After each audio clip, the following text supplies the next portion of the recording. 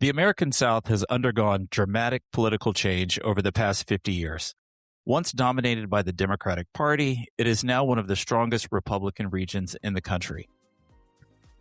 Regardless of whichever party is dominating state legislatures, what has been consistent is the region's conservative lean. But due to population growth and migration patterns, the South has undergone changing attitudes that have the potential to shape regional identity.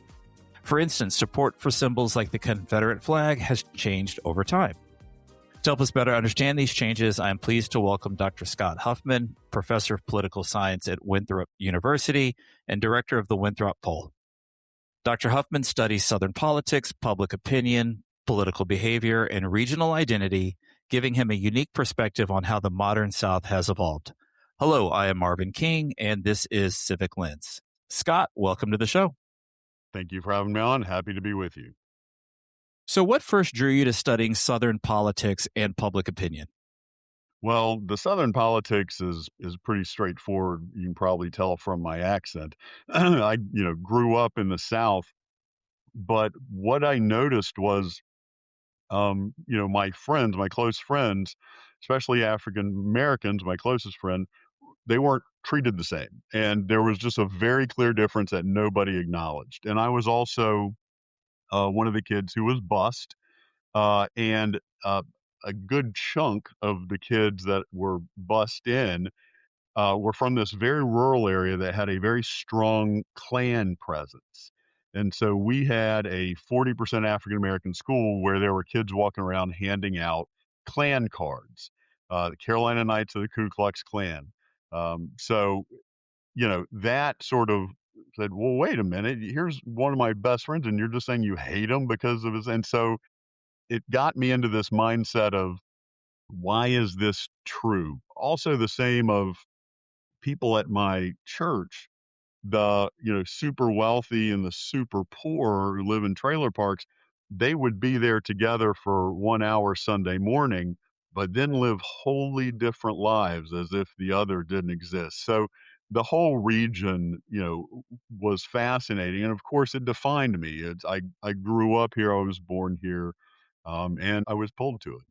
So one of the things I know you've looked at is the rural realignment of the modern South. So what do we mean by realignment, and how might migration and population growth contribute to the South's political transformation? Broadly speaking, how do those things interconnect? A realignment is when the coalitions that support the parties fundamentally change. And sometimes it leads to a whole new party, such as the death of the Whig Party, who I don't see too many around anymore.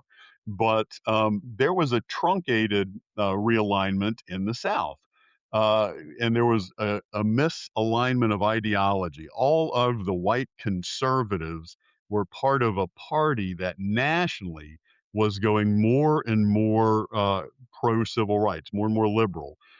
And we saw that blow up in the Democratic Convention in 1948 when they wanted to add a civil rights plank to the platform, and all the conservative white Southern Democrats literally walked out and ran, and Strom Thurmond ran as president as a Dixiecrat on a platform that basically just said segregation in 5 different ways. So, as conservative whites slowly sorted themselves out to the proper party, the Republican Party at the same time was realizing, wait a minute, we've got some folks here we should bring in. They'll be great fodder for us.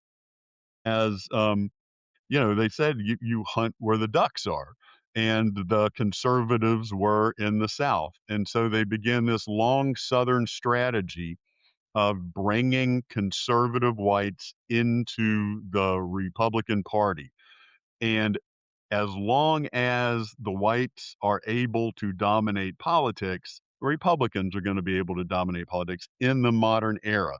What happened first was voting for Republican presidential candidates, and that's because the Democratic congressional candidates and Democratic state candidates were still the old school conservative whites. There's no reason to pull them out.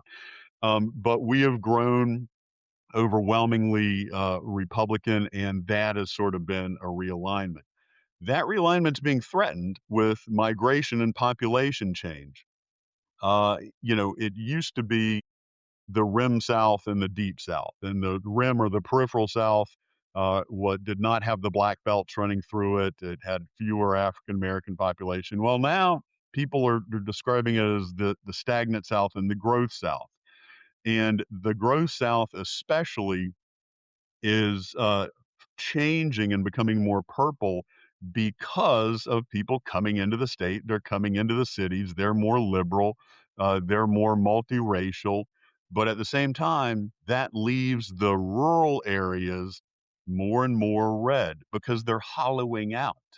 When people leave to go to college, to get a job, the folks who are left are the conservatives. So anybody who was a moderate is now gone.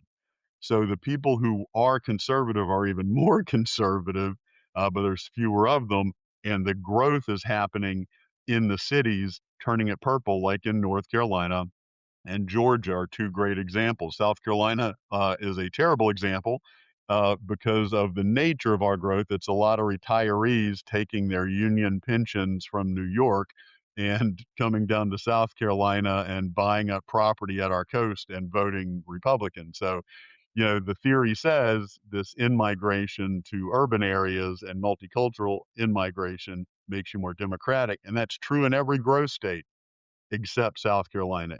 I was thinking of Virginia and Texas, where in Northern Virginia and then also in Dallas, Houston, San Antonio, those areas are, for the most part, Democratic areas. The rest of those states are very red. And it seems that here in Mississippi, the people who leave, often they're going to Atlanta and Dallas and Houston and Nashville, and they probably want that uh, big city urbanness. And then those who are staying are comfortable with the rural conservative lifestyle. And so that just kind of perpetuates it. So you see these blue cities in the South surrounded by red areas. And in that sense, it seems the South isn't too different from the rest of the country. Is that accurate? Well, the blue is pretty blue voting. The red is a very strident red, and that is becoming more true around the country. Um, I get this quote from Maxwell and Shields, although it's not their initial quote. It's not so much that the South became Republican, it's that the Republican Party became Southern.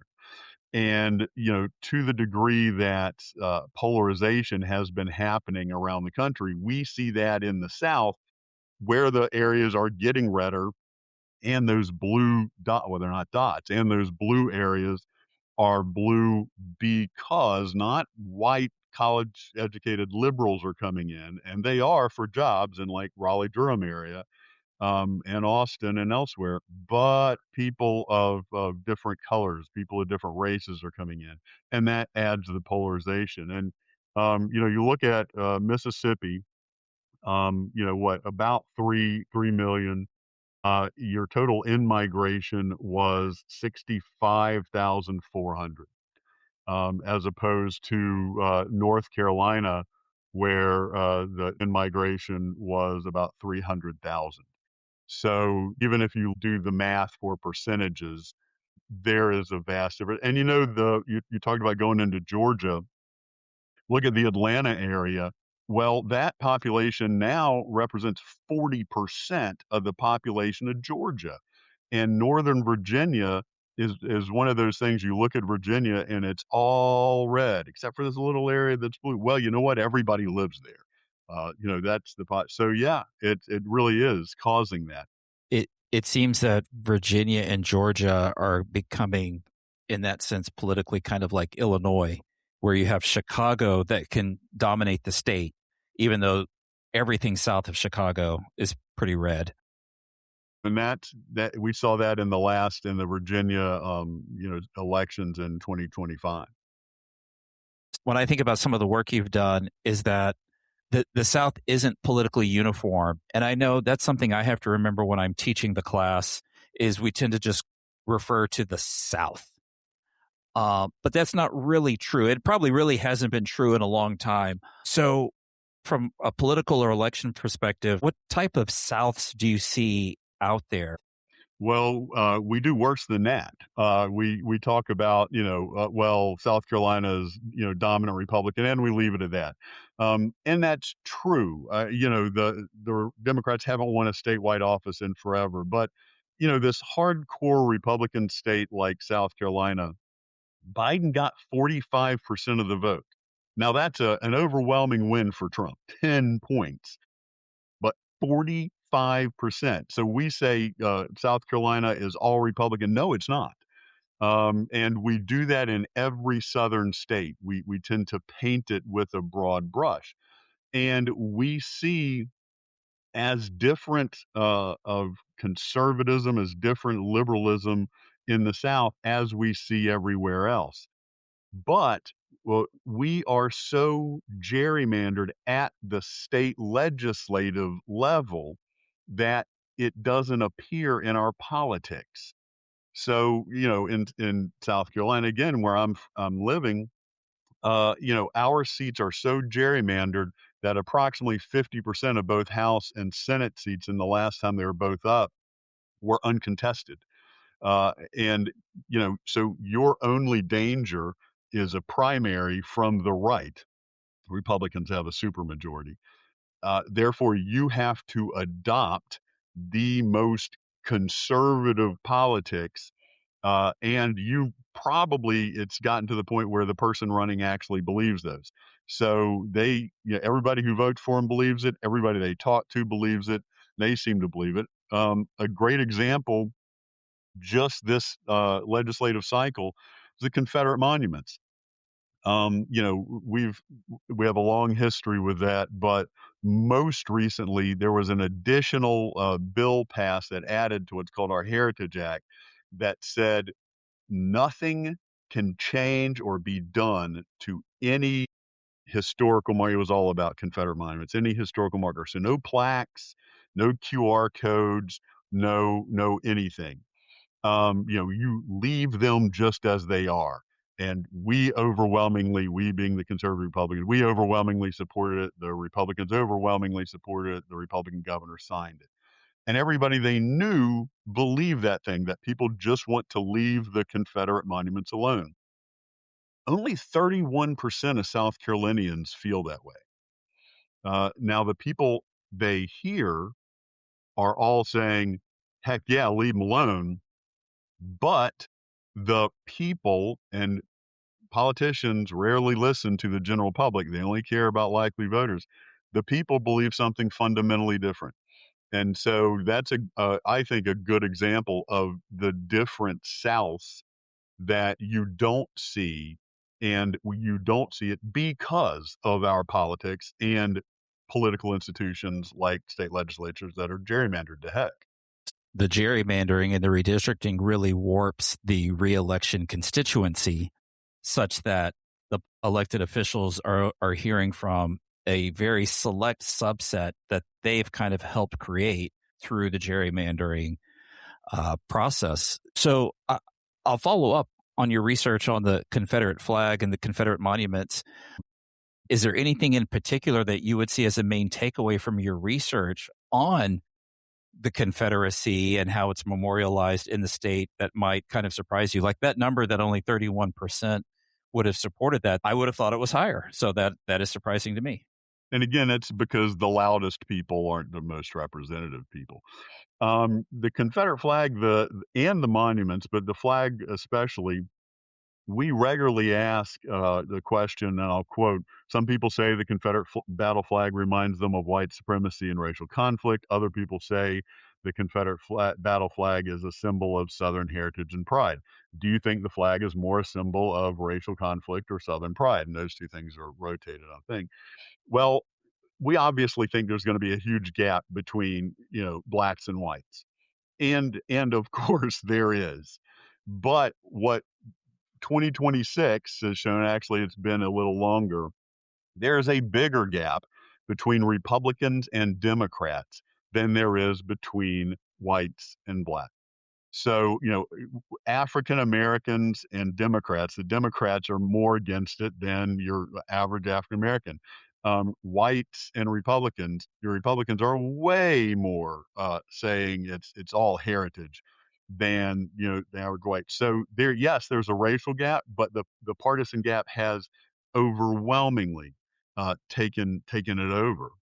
And when I was at the University of Mississippi, the Confederate flag was a huge thing because I was there when it was taken out of the football stadium. They weren't waving it, and a white supremacist group marched on campus, and so I got to be involved in the protests against them.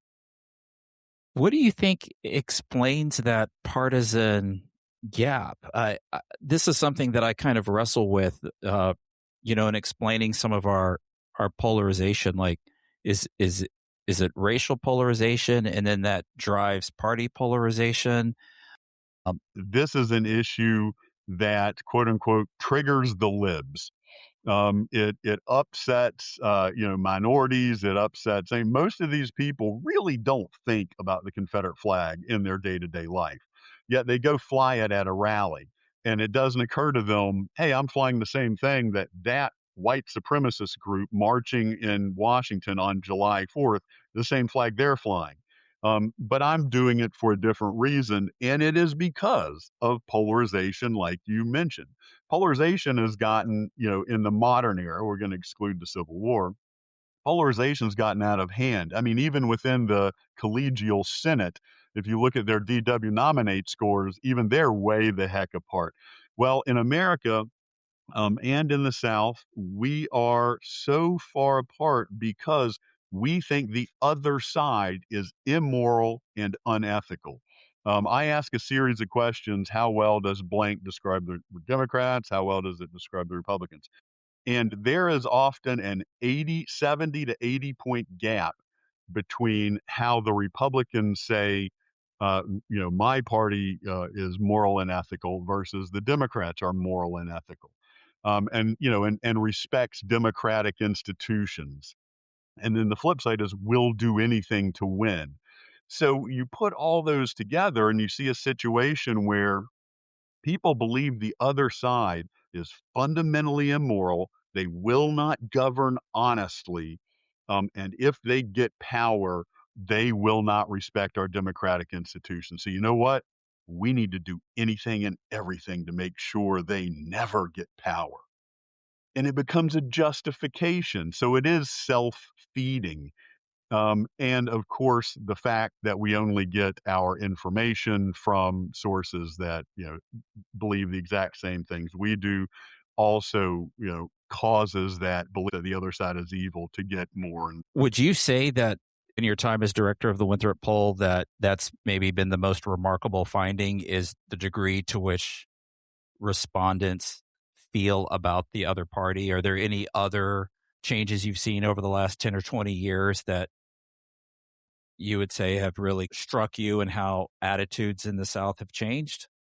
well, it's not like they liked each other. When I started the Winthrop poll, or very early in the Bush era, It's all relative. they weren't singing "Kumbaya" and holding picnics together. But the you know, disliking, can't stand is very different than utter hatred and loathing. And they are wrong and must be stopped is different from they are inherently immoral and don't respect our country. So the things I've seen that have changed politics in the South and nationally over 20 years, the rise of Christian nationalism, that was latent attitudes that have been coalesced into this belief system that can just override almost anything. The depth of the polarization, it goes from dislike to utter loathing. Um, and the nationalization of politics, which has continued. Uh, Folks in polls talk about issues, care about issues that are on the national level. They're often unaware of state level issues. When I used to ask, questions about laws in the state, people were aware of them. Now, unless it's a law like abortion, which has a national feature to it, they're clueless. They have less information about state and local politics in 2026 than they did in 2006. A couple of weeks ago, I had John Dinan on the show, a federalism researcher at Wake Forest, and that's something that he talked about how much state legislatures affect the day-to-day lives. And people are just generally clueless as to how much that is because we are so hyper-focused on what's happening in DC. And I imagine in that sense, that's something where state legislatures can take advantage of the fact that people aren't paying attention to what they're doing, especially kind of in environments where the media is not as strong, as independent, doesn't cover it. I know here in Mississippi, it's really kind of hard to get daily coverage of the legislature. And that just kind of reminds me, going back to you were talking about the flag. Are there other areas where you see like policy areas where you see maybe a mismatch between what the legislature is pushing and what your public opinion polling would say might be a preference of South Carolinians? Yeah, let me jump back to your point about coverage. Man, is that true? With the hollowing out of the media industry, the main newspaper in South Carolina is called The State. They used to have two reporters covering the state legislature. Now they have zero. Basically, they rely on press releases, and if there's a story, a person will go over.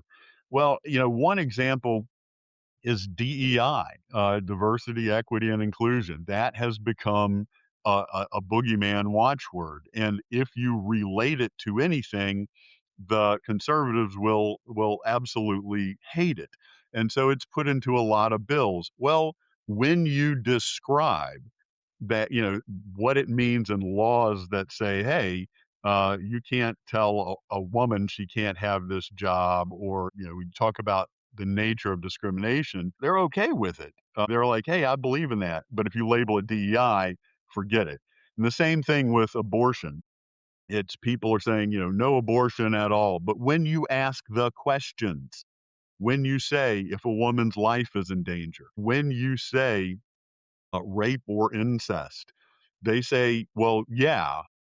So there's a mismatch in the attempt in South Carolina to get the laws passed about, the moment of conception, and what the South Carolinians actually believed. I mean, I put out polls of general public, the general population, and it shows that in the general population, there's a lot of things that related to abortion Republicans are in favor of.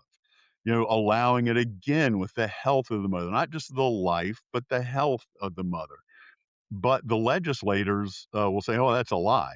That's fake. That's fake polling." I'm like, "Well, it's because you only ever poll likely voters for your tiny little primary." So there is a mismatch, and the legislators can take advantage of it by throwing out these culture war issues. Look, we don't have an army of trans athletes trying to take over high school sports. But if you talk about that, you can slide anything into a bill around that. So, yeah, it's definitely being taken advantage of. Just this week, I was reading about it, the SAVE Act with voting integrity, because you need the budget passed. And so sliding that in. Now, of course, with DC, people are watching. There's plenty of media coverage. So that's harder to get away with. But at the legislative level, that's not nearly as difficult, especially when you have super majorities. Yeah, it's impossible at the legislative level, really, unless you still have a lot of independent media. The SAVE Act is actually a great example of framing. Why would anybody be against voters having to prove who they are? And then you start pointing out, do you know what it means? Can you prove you're an American citizen? Well, yeah, I got my ID right here. No, no, no, no. Anybody can get a driver's license. Well, mine's a real ID. Yeah, there's only 5 states where your real ID literally says U.S. citizen on it. If you're not from those 5 states, I could come up with a birth certificate from Honduras, and as long as I'm a legal resident, I could have a real ID too. Can you prove it? And by the way, This is why I got a passport card. I can prove I'm a citizen 100% of the time. But so you have to have your birth certificate. Oh, wait, you're married. You now have, if you're a woman and you took your husband's name, you have to prove you're a citizen and your current name is you from birth. Now, how many people have quick access to all that? And as far as getting access, and a couple of months beforehand, think of the socioeconomic differences between the people who can and know how to do that and can pay the certificate fees and the people who can't. And folks like, well, wait a minute, I didn't know that. I thought it was just an ID at the voting places. Like your state already does that anyway.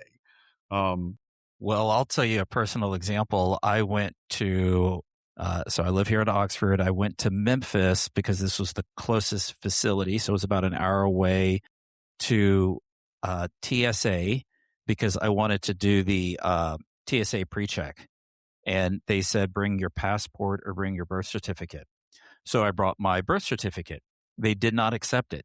It was the original one, but the gold seal had worn off. So they wouldn't accept it. So in an instance like that, if I did not already have a passport, and I didn't bring my passport with me, so then I had to go back, and I ended up never going back and doing the pre-check. But uh, I can imagine millions of people in that situation where if you're old enough, the seal has worn off, and then they don't accept it. So then I would have to call the state of Texas, or and I don't actually know who. I could figure it out, I suppose, and get a new one. But then that's timely, that's costly, right? So now we're talking about the cost of voting. that would become the new poll tax. I'm also fascinated that they did that to you, saying, "Oh, we'll take this." Have a sneaking suspicion of why they did it to you and who they might not have done it to, coming in there. But that's a whole different. Well, this is Southern politics, but that's a whole different kettle of fish. I tell you what, how much of a smart aleck I am. Last time I voted, they asked for an ID, and I laid down my passport booklet, my passport card, my South Carolina real ID, and my voter registration card. And I said, "Does this cover it?" And she actually just stared at it for about 20 seconds. You count off 20 seconds and it's a long time. But, my flaws, but who other than a jerk is going to do that? And who's going to have the time and inclination to get all those things? If you're working 60 hours a week, and every dime's going towards, you're paying for your food and housing. So before we close, I'd like to once again thank Dr. Scott Huffmon of Winthrop University for joining us today on Civic Lens. I've got two quick questions to close this out.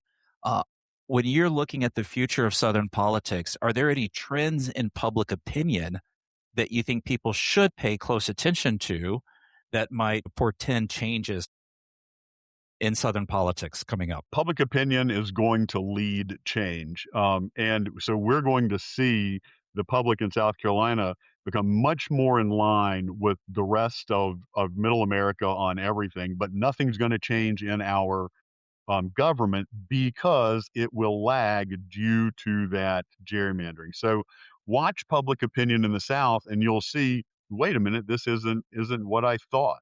And I think that's kind of the main thing. I'm also gonna, try and look at how this polarization plays out in a post-Trump era because the orbit of Southern politics is completely around Trump at this point. So that'll be something to.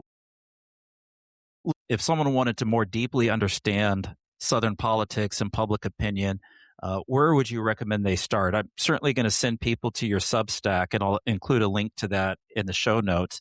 Any places where you would recommend people go to who want to continue learning on this subject? Well, you start with, of course, books, and I've just been rereading Maxwell and Shields' Long Southern Strategy, and it's brilliant because it brings in the evangelical angle, the anti-feminism angle, and of course the racial angle. If you go back to the American Experience on PBS and things like that that cover the civil rights era, a lot of people know vaguely about some of the civil rights. They know about Selma, they know about the March on Washington. If you dig in and learn how much about race it is, learn about redlining, learn about urban renewal that was essentially the new redlining and how things like that impacted. And you can do it in, little interesting things on PBS, for example. I mean, we in Rock Hill fundamentally changed the sit-in movement. The sit-in movement was dying until a something called Jail No Bail started. You can Google that and you will learn something about the sit-in movement you did not know before. I appreciate the fact that you threw in some literature, but also some documentaries. I know exactly what you're talking about with those American Experience documentaries. And Maxwell and Shields, of course, is a classic. So I'll include links to all of those on the show notes. Dr. Scott Huffmon, again from Winthrop University, thank you so much for your time today. Really appreciate the knowledge that you've given us. It was really cool being with you. Thanks. Thanks for listening. Really hope you enjoyed the episode. Help us reach more people by subscribing to the podcast and sharing this episode. Leave a comment too, that really helps. Thank you and have a great day.